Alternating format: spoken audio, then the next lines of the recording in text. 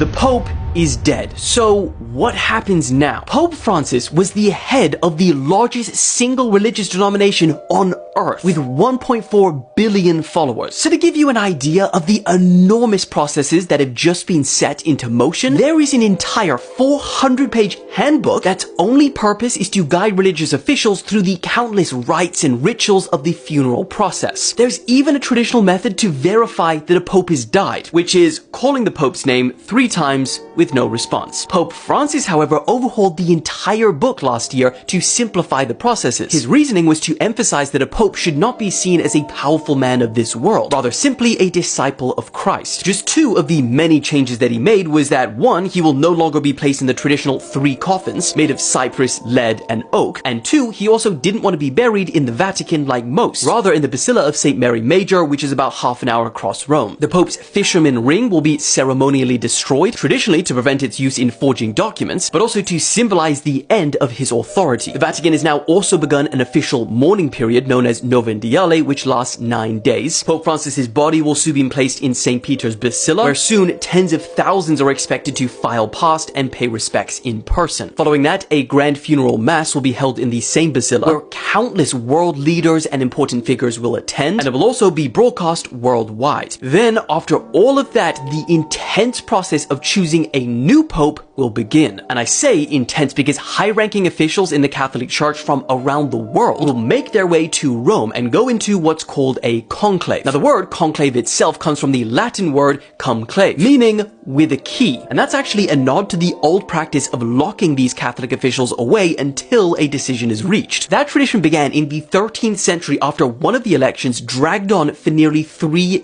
years. So people in the town literally locked them in and removed the roof to hurry them up. And today's conclaves still honor that same spirit of seclusion. Once inside the Sistine Chapel, those officials cut off all communication from the outside world. No phones, no internet, no news, all to make sure that the deliberations are only guided by prayer and discussion. Now, who they choose and why is even more interesting. So I've made an even longer video, and that'll go up on YouTube this evening. See you there.